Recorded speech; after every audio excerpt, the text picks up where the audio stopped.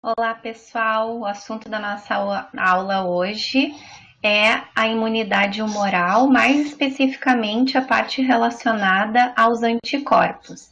Então, primeiramente, vamos entender melhor qual é a diferença que existe entre anticorpos e imunoglobulinas. Basicamente, pessoal, né?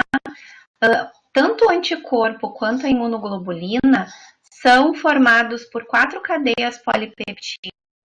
A diferença é que o anticorpo é a forma secretada de imunoglobulina que não apresenta região transmembrana, ao passo que a imunoglobulina vai ter a mesma estrutura, então, né, do anticorpo, só que a imunoglobulina ela está ancorada, ela está presa na membrana plasmática do linfócito B, né, ou de uma outra célula, por regiões transmembrana. Então, essa é basicamente a diferença, né, quando nós escutamos os termos anticorpos ou imunoglobulinas. Então, anticorpo é a forma secretada, imunoglobulina é a forma ancorada na membrana plasmática. Então, assim, tanto a imunoglobulina, né, quanto o anticorpo apresentam uma ampla diversidade, né, de ligação a diferentes antígenos. Eles são produzidos, né, em resposta a uma dada infecção e são considerados uma das principais contribuições da imunidade adquirida ou adaptativa.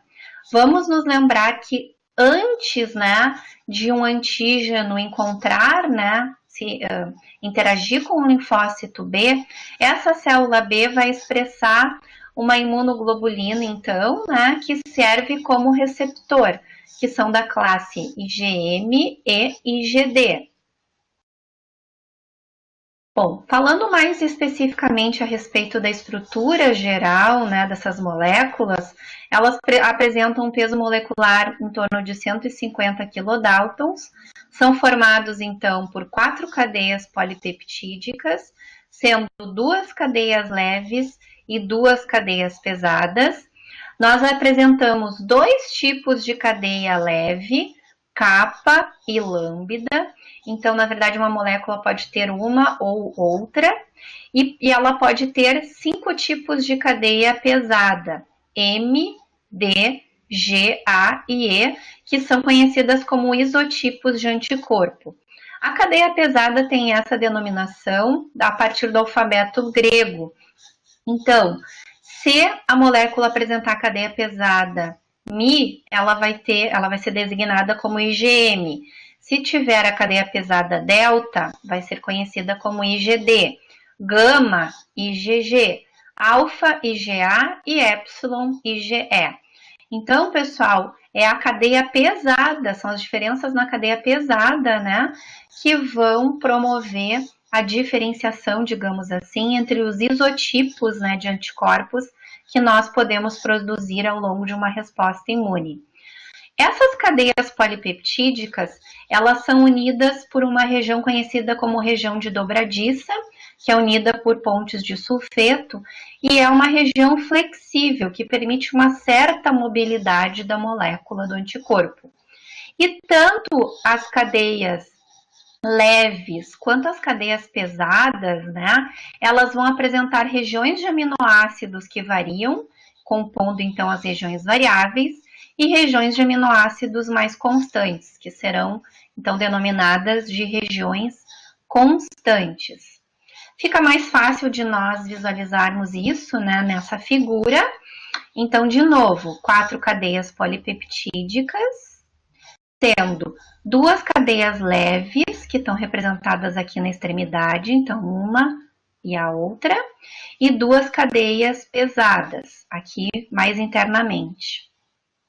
Bom, cada uma dessas cadeias, então, apresenta regiões variáveis, que estão representadas em vermelho para vocês, e regiões constantes, representadas em azul. Então, vamos pegar primeiramente o exemplo de uma cadeia leve.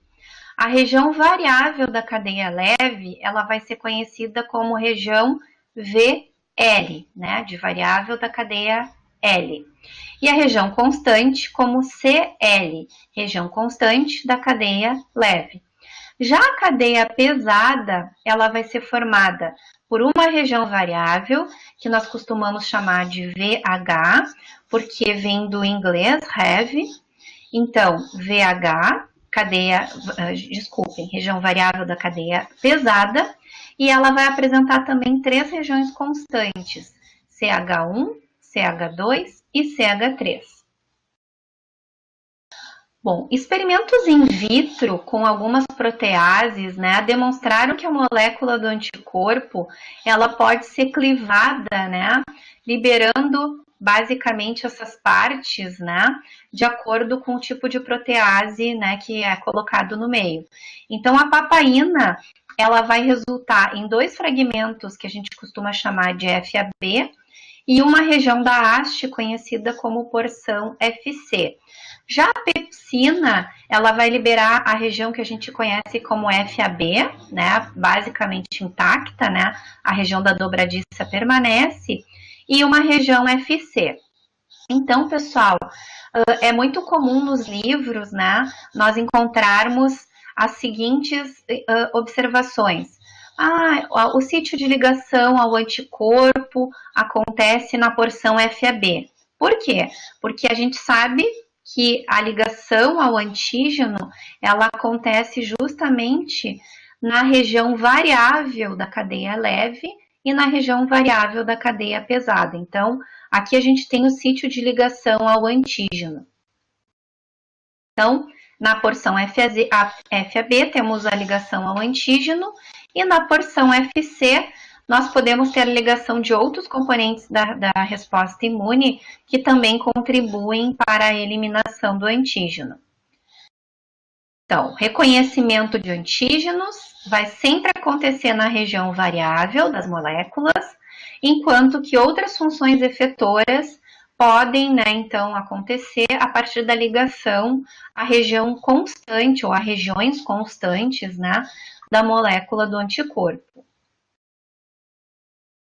Dentro ainda das regiões variáveis, né, tanto da cadeia leve quanto da cadeia pesada, nós sabemos que existem regiões ainda mais variáveis, que são denominadas de regiões hipervariáveis. Essas regiões, elas acabam formando o que nós conhecemos como sítio combinatório de ligação ao antígeno. Seguindo mais ou menos esse modelo, né? Imaginem que o antígeno seria uma chave se ligando então ao seu sítio combinatório. Aqui vocês têm toda essa designação, né, tudo que eu falei anteriormente, e essas regiões hipervariáveis, né, quando formam o sítio combinatório, essa região, né, do sítio combinatório também pode ser chamada de região CDR, que é região, né, determinante de complementaridade. Tá? Então, em livros, vocês também podem encontrar, né, a região CDR. Aqui, então, novamente, nós temos uma molécula do anticorpo, aqui com o sítio combinatório, e aqui vocês conseguem, então, com essa representação, né, observar a exata interação do antígeno com o seu dado sítio combinatório. Então, lembrando, obviamente, né, que um anticorpo ele é específico para um dado antígeno. Eventualmente, no curso de uma resposta imune, nós podemos ter a formação de um anticorpo que reconhece inicialmente o epítopo, né, A, do antígeno A, mas em algumas situações ele também pode reconhecer o epítopo do antígeno C.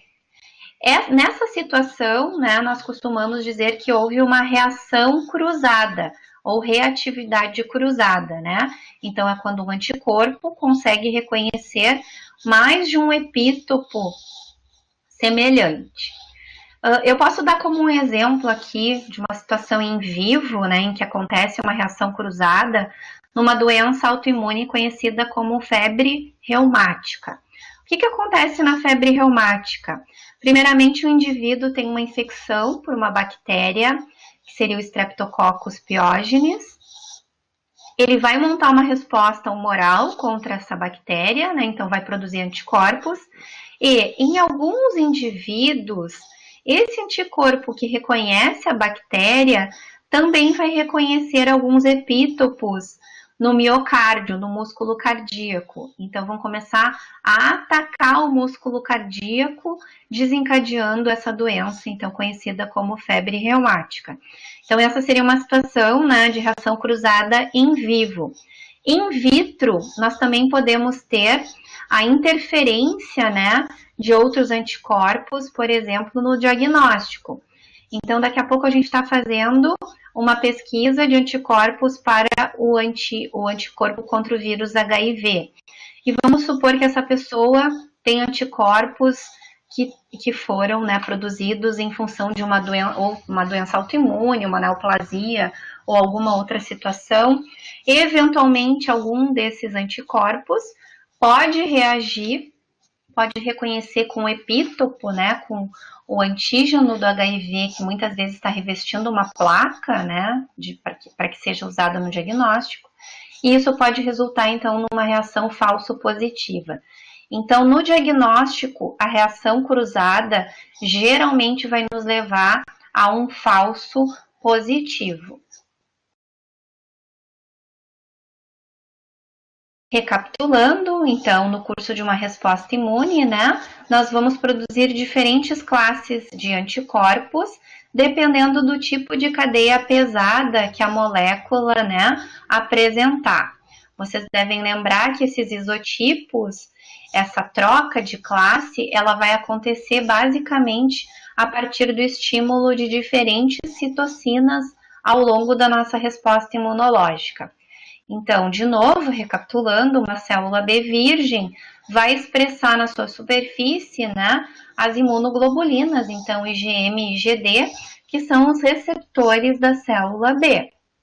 Após o encontro com o antígeno, então essa célula B, o linfócito B, se torna ativado e ele pode começar a secretar diferentes isotipos de anticorpo. Lembrando que o primeiro sempre é da classe IgM, mas vai poder haver a troca de classe para IgA, IgE, IgD, IgG. Essas moléculas podem ser produzidas de duas formas, a forma secretada, que é o anticorpo, e a forma ancorada na membrana, que seria o receptor, né, do linfócito B. Bom, então, pessoal, agora a gente vai discutir um pouquinho melhor, né, cada uma dessas classes de anticorpos. Então, aqui vocês teriam uma representação geral das 5 classes de anticorpos que nós produzimos ao longo da nossa resposta imunológica. IgM, IgA, IgE, IgD e IgG. Então, a partir de uma célula tronco, né, a gente tem diferentes estágios de diferenciação até que nós tenhamos um linfócito B maduro, que ao encontrar um determinado antígeno e se tornar uma célula ativada, ela pode se tornar uma célula plasmática, efetora, secretora de anticorpos, ou um linfócito B de memória. Então, considerando, né, que tenha havido a diferenciação num plasmócito e iniciado a secreção de anticorpos, vamos discutir o papel, né, de cada uma dessas classes, né, na nossa resposta imunológica. Iniciando com o anticorpo da classe IgM. Lembrando que é o primeiro anticorpo que nós produzimos no curso de uma resposta imune. Ou seja, entramos em contato com o antígeno pela primeira vez, esse será a primeira classe de anticorpos que nós iremos produzir na nossa resposta imune. O anticorpo IgM é o único que tem uma estrutura pentamérica, então existem 5 moléculas, né, unidas, digamos assim, né, formando um pentâmero. Isso torna a molécula, né, o pentâmero, extremamente eficiente, porque nós vamos ter, o próximo slide, ó, aqui é a representação do pentâmero. Lembrem-se que o sítio de ligação ao antígeno, ele está, né, na região variável entre a cadeia leve e a cadeia pesada. Então, se nós tivermos um pentâmero, nós vamos ter 10 sítios de ligação ao antígeno sendo liberados, né, numa resposta inicial. E isso é muito interessante, né, considerando o ataque ao antígeno. Essa classe ela vai corresponder a mais ou menos em torno de 10% do conjunto total de anticorpos que circulam, né, no nosso sangue. Como eu já havia falado, é a classe que vai predominar numa resposta imune primária e é a melhor classe que fixa, que ativa o sistema complemento. Porque vamos relembrar, né? O complemento pela via clássica, ele vai ser ativado a partir da formação de um imunocomplexo. Então, como a gente havia discutido antes, a gente tem, né, a interação com pelo menos, né, 10 sítios de ligação ao antígeno. Então, a gente tem uma grande capacidade de formação de imunocomplexos pela molécula, né, do IgM. E essa classe, ela vai ter ação sobre os mais diversos tipos de patógenos. Então, é um anticorpo, né, recapitulando, que é o primeiro a ser produzido numa resposta imune e é muito eficaz, então, né, nessa primeira, digamos, né, frente de controle a uma infecção, seja ela qual for a sua origem. Aqui eu não estou colocando necessariamente na ordem de diferenciação, ok?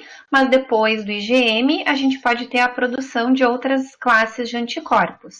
Agora eu trago para vocês o anticorpo IgA, que pode ser tanto um monômero como um polímero, mais especificamente um dímero. A forma monomérica, ela corresponde a mais de 80%, né, do anticorpo circulante. É uma classe que também pode ativar o sistema complemento, mas agora por aquela via que nós vimos considerada via alternativa. Ela corresponde a mais ou menos 15 a 20% dos anticorpos que circulam, e ela também pode se classificar em duas subclasses, a subclasse IgA1, que circula no plasma, e IgA2, que circula nas mucosas. Nós costumamos também conhecer o anticorpo IgA, ou denominar, né, como anticorpo de mucosas, porque ele está presente, né, nos mais diversos líquidos corporais, como saliva, colostro, leite, secreções pulmonares, genito-urinárias, dentre outras. A forma secretora, normalmente, ela é um dímero, que está associado a um componente secretor. Eu vou mostrar para vocês no slide anterior. Aqui a gente teria a estrutura de uma IgA secretora, unida então por uma cadeia J, que seria o componente secretor. Esse componente secretor tem como objetivo principal evitar a proteólise no caso, né, do dímero, principalmente porque ele circula, né, nos mais diversos líquidos corporais, né, podendo sofrer ação de proteases. É uma barreira importante contra patógenos, os mais diversos, também alérgenos. E uma característica super importante também da IgA secretora é que ela vai conferir a imunidade gastrointestinal passiva da mãe para o lactente a partir da amamentação. Então, é essa classe de anticorpos, a IgA, que a mãe, ao amamentar o seu bebê, transfere, né, então, para o recém-nascido. Percebam, né, que essa transferência de imunidade passiva, ela vai abranger todas as moléculas de IgA em termos de especificidade que a mãe tiver produzido até aquele momento. Então, a criança herda, no caso passivamente, né, vários anticorpos IgE com diferentes especificidades, né, que foram, então, produzidas, né, obviamente, pelo sistema imune materno. Ela é chamada de passiva, obviamente, porque não foi a criança, né, que desenvolveu essa resposta, mas ela é uma resposta temporária.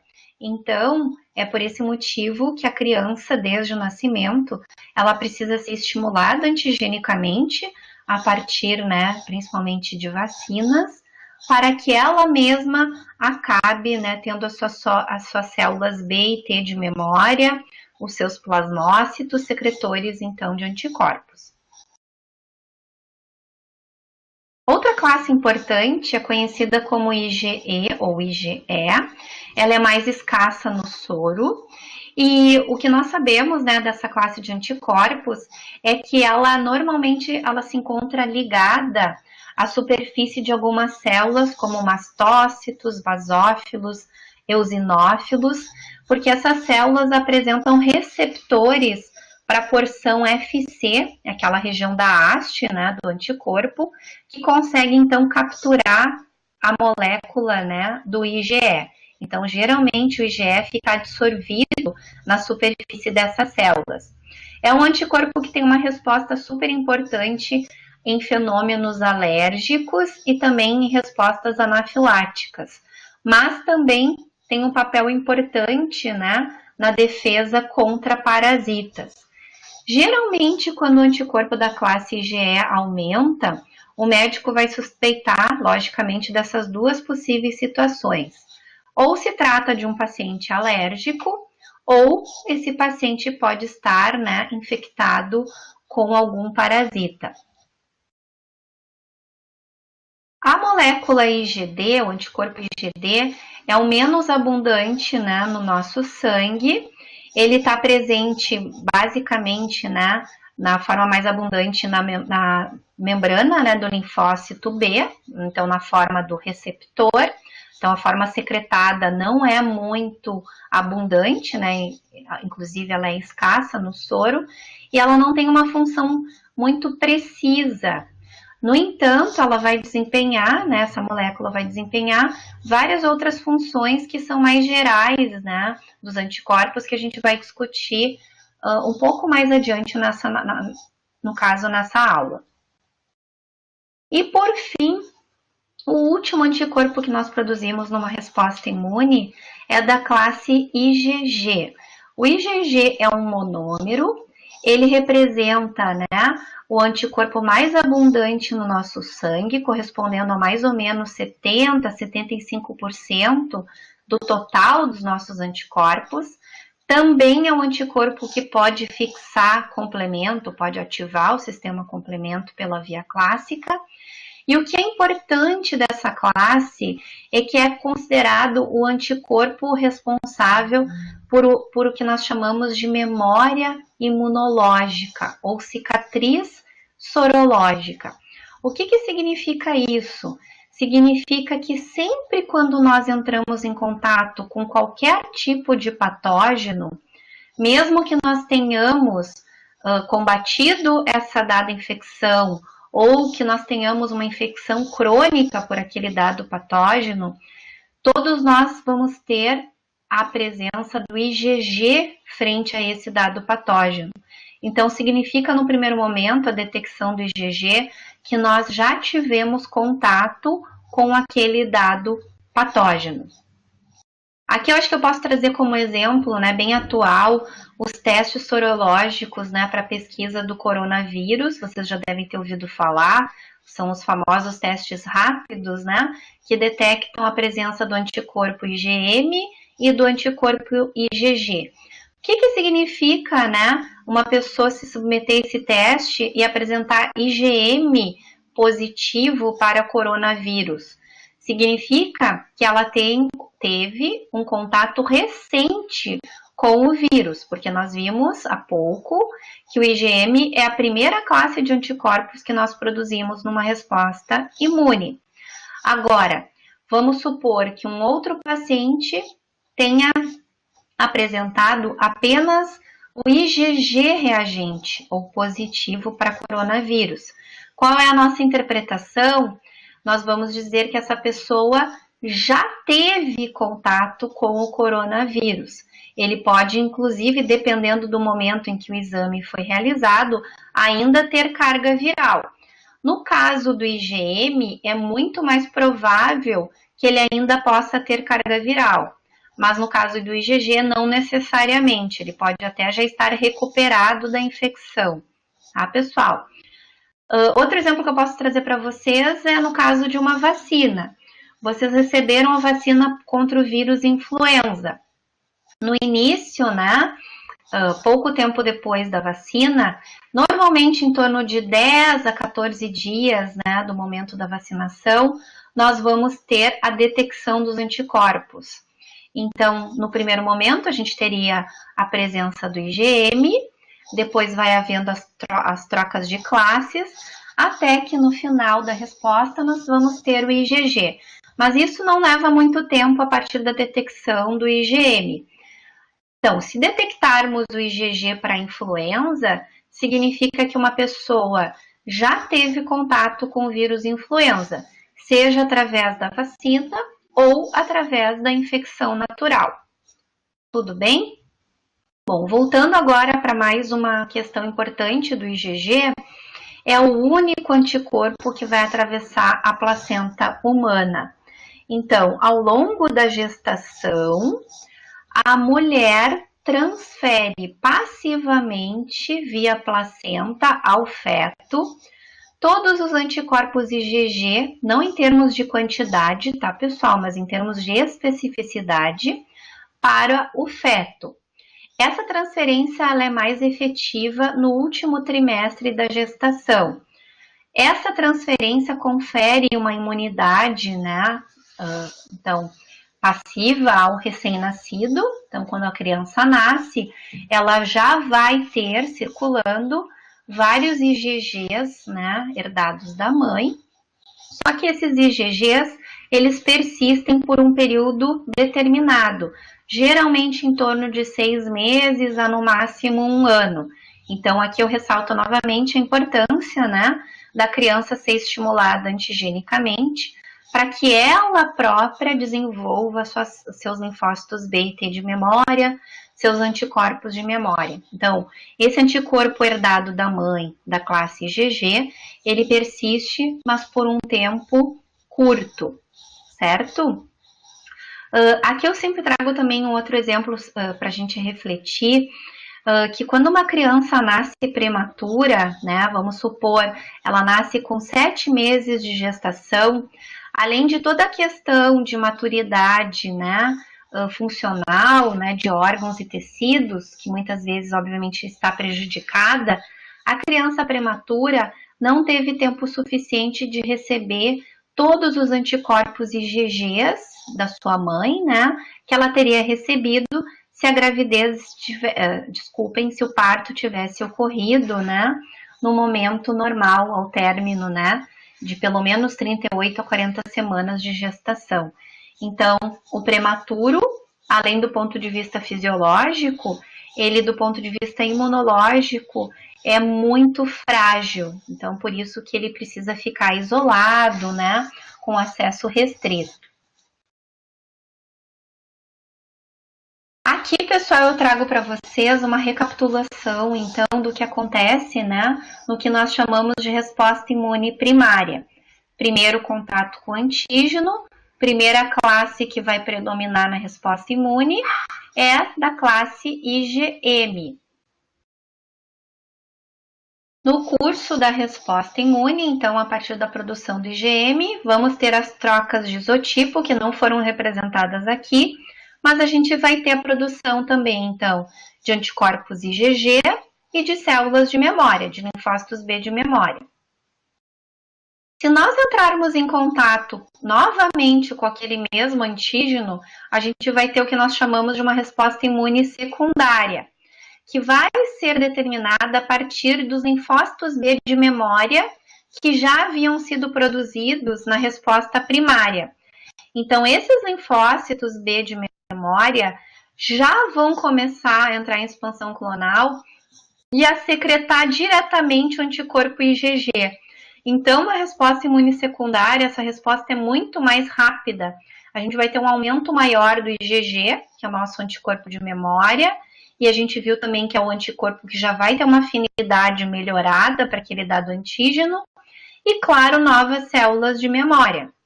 Mas, obviamente, se o nosso antígeno entrar em contato nesse segundo momento com uma célula B, né, um linfócito B virgem, ele vai começar o processo do zero. Então, eventualmente, a gente também vai ter a produção de IgM, só que em menor quantidade, né, numa resposta imune secundária. Bom, pessoal, isso explica o porquê, em algumas situações, né, principalmente no processo de imunização por vacina, que muitas vezes são necessárias 2 doses, né? O objetivo de uma segunda dose é aumentar o pool, né, de células de memória e também a titulação dos anticorpos IgG. Não são as vacinas em que a gente necessita de uma segunda dose, isso está basicamente relacionado também à natureza da vacina, o tipo de antígeno, se é um antígeno um antígeno vivo atenuado, se é um antígeno inativado, tudo isso vai impactar também, né, na forma de ativação da resposta imune e na própria necessidade de reforço. Mas isso a gente também terá uma aula, né, específica para discutir mais além. De novo, então, resposta imune primária e secundária. Primeiro contato com o antígeno, temos um aumento do anticorpo IgM. Segundo contato com o antígeno, temos um predomínio, então, do anticorpo IgG. Anticorpo total, descrito aqui, é a soma do IgM e do IgG. Aqui novamente, primeira exposição, relembrando, né, que a partir do primeiro contato nós precisamos em torno de 10 a 14 dias, para começarmos a detectar os anticorpos. E num segundo contato com o antígeno, né, esse aumento da produção do anticorpo, principalmente o IgG, ele vai ser muito mais rápido. E em muitas situações, isso já é suficiente para que nós não venhamos a desenvolver, né, qualquer tipo de sintoma frente àquele patógeno. Claro que aqui considerando uma infecção autolimitada, né, não uma infecção crônica. Como que nós podemos aferir, né, as classes de anticorpos, a nossa imunidade humoral? A partir de um exame conhecido como proteinograma, que nada mais é do que uma eletroforese, né, então, de proteínas. Então, as proteínas são separadas em bandas, né, representando, então, aqui várias frações. A albumina, que é a proteína mais abundante, né, no nosso sangue, e as suas frações, alfa-1, alfa-2, beta e gama. Os anticorpos, eles estão presentes na fração gama-globulina. Então, vamos supor que o médico tem alguma desconfiança, né, a respeito da resposta humoral do seu paciente, ele pode fazer um proteinograma, solicitar, para ver como está a fração gama, né? Se houver, por exemplo, uma diminuição da fração gama, pode haver, por exemplo, alguma situação de imunodeficiência de anticorpos. E agora a gente vai discutir um pouco de uma forma mais geral, isso aqui independente da classe de anticorpos, pessoal, como os anticorpos podem atuar, né, frente aos mais diversos tipos de patógenos. Então, primeiramente eu trago para vocês, né, o papel de neutralização. Então, imaginem que uma toxina, ela precise se ligar a um receptor celular, né? Normalmente ela vai ser internalizada e ela, então, vai promover obviamente, a toxicidade celular, muitas vezes até levando à morte da célula. Isso aqui seria uma situação sem anticorpos. Imaginem agora que um anticorpo foi produzido, né, contra aquela dada toxina. Quando esse anticorpo se ligar a essa toxina, vai impedir que a toxina interaja com o seu receptor e dessa forma, né, não vai haver, né, a toxicidade celular. Isso, então, a gente vai chamar de um anticorpo neutralizante. A gente pode ter uma situação muito parecida pensando em inativação de vírus. Lembrem-se que um vírus, ele precisa interagir com algum receptor celular para que seja internalizado, libere, né, seu conteúdo e dessa forma comece a produzir, né, novas cópias virais usando toda a maquinaria, né, do hospedeiro. Mas se nós tivermos um anticorpo que se liga especificamente à glicoproteína do vírus responsável, né, pela interação com o receptor, esse vírus não vai conseguir infectar a célula. Então, dessa forma, a gente vai ter uma função também neutralizante, né, ou de inativação do vírus. Vocês também devem ter ouvido falar, né, que no caso, na pesquisa para uma vacina agora contra o coronavírus novo, também se tem, né, tentado trabalhar com anticorpos que reconheçam a proteína, né, mais externa, que forma aquela espícula, né, justamente porque é a partir daquela proteína que ocorre a ligação ao receptor ACE, que é usado para a internalização, né, ao nível celular. Então, seria também aqui um exemplo, né, de um anticorpo neutralizante. Bom, um anticorpo também pode promover diretamente a lise de alguns patógenos, principalmente bactérias, que seria o caso principalmente da classe IgM. Como que se daria, né, esse efeito? A partir da ativação do sistema complemento pela via clássica.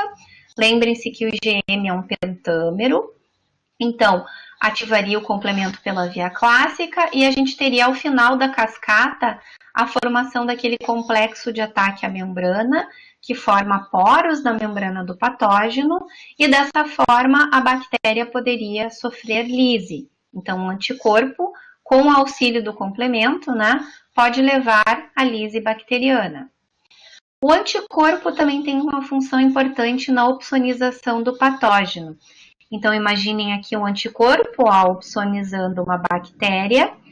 Lembrem-se que os macrófagos, eles apresentam receptores que reconhecem a porção FC do anticorpo, que é a porção da haste. Então, a opsonização facilita o reconhecimento, por exemplo, do macrófago, né, da bactéria, então, opsonizada pelo anticorpo. Isso vai facilitar o processo de endocitose e de degradação, então, na vesícula, que depois vai se formar no fago-lisossomo. O anticorpo também pode participar de um mecanismo de citotoxicidade a partir do auxílio de um linfócito conhecido como linfócito NK, ou natural killer. Imaginem aqui, talvez, uma célula tumoral. Imaginem a produção de anticorpos que reconhecem alguns antígenos dessa célula tumoral. A célula NK, ela também apresenta receptores que reconhecem a porção FC, a porção da haste, né, de anticorpos. Quando há o reconhecimento, né, a ligação cruzada de vários anticorpos, né, do NK a vários anticorpos aderidos à membrana de uma célula, né, isso leva à ativação dessa célula, liberando o seu conteúdo, né, que vai resultar basicamente na apoptose, né, dessa célula e, obviamente, então, na morte celular. A célula NK ela tem um papel super importante na resposta a tumores e também na resposta a vírus, mas isso não quer dizer que ela também não possa atuar frente a outros patógenos. E finalizando, né, aqui uma recapitulação final, de uma forma bem geral, né, as principais funções dos anticorpos, então, são a transferência de imunidade para fetos, a partir, então, do anticorpo da classe IgG, a transferência de imunidade a lactentes, a partir do anticorpo IgA, fixação e ativação do sistema complemento, que nós vimos que pode ter um papel fundamental tanto na fagocitose quanto na própria lise do patógeno, regulação da resposta imunológica e também, né, participação em respostas autoimunes e alérgicas que serão discutidas mais além, né, na nossa disciplina. Então, eu agradeço a atenção de vocês